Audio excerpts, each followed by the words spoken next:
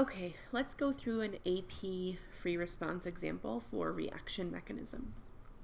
The reaction between NO and H2 is believed to occur in the following three-step process. So NO plus NO produces N2O2, N2O2 plus H2 produces N2O plus H2O, N2O plus H2 produces N2 plus H2. And we see that the first and third steps are fast, and that middle step is the slow step. So letter A, write a balanced equation for the overall reaction.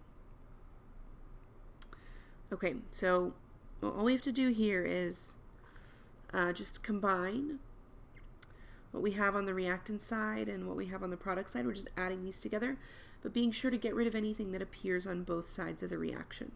Okay, so let me extend my page. And notice we have 2NO here, and they don't appear anywhere else to cancel or add any more. So my first reactant, 2NO. Okay. Then also notice on the left side that there are 2 H2 molecules. Okay. Now, this N2O2 appears on the left and the right, so it's produced in step 1 and then used in step 2. The same thing here, N2O is produced in step 2 and used in step 3. So what are we left with? We're left with an N2 in step 3, and in step 2 and 3 combined we have 2 H2O. Okay, so there's letter A. Okay. B, identify the intermediates in the reaction and explain your reasoning. So those two that I crossed out in red, the two species that are produced and then used up, are N2O2 and N2O. Those are the intermediates.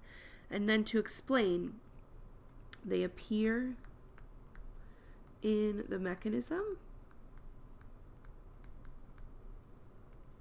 but not in the overall reaction. Okay. All right, C. From the mechanism represented above, a student correctly deduces that the rate law for the reaction is rate equals K times concentration of NO squared times concentration of H2.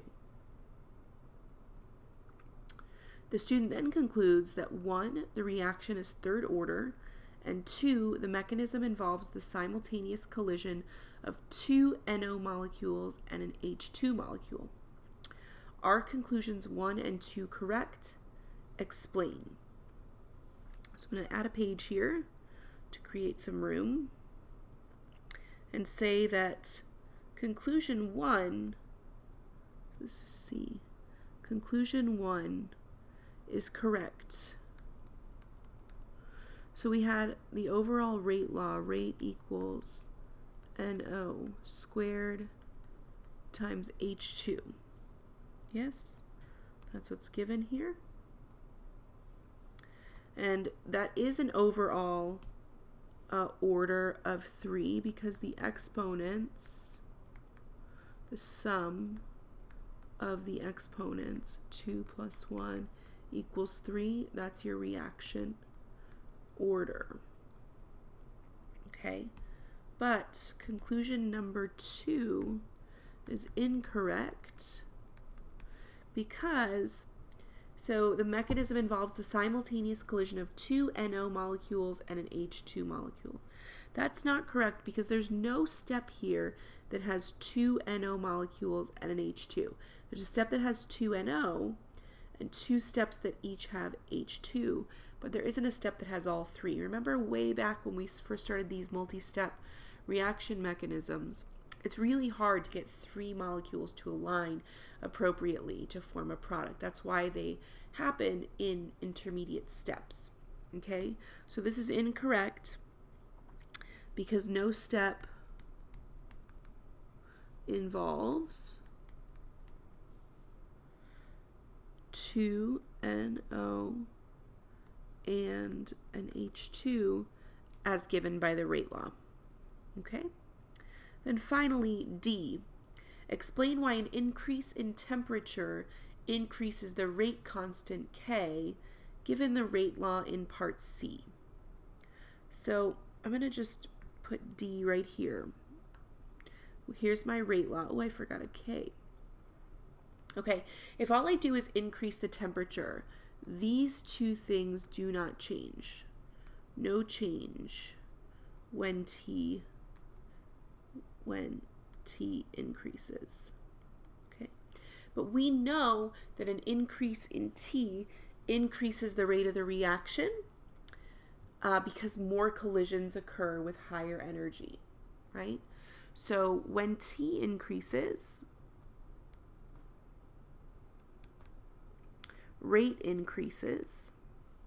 And since there's no change in the concentration, that means that K must increase. So K increases. Okay, so to summarize, for part D, when T increases, K increases as collisions occur more frequently with greater energy.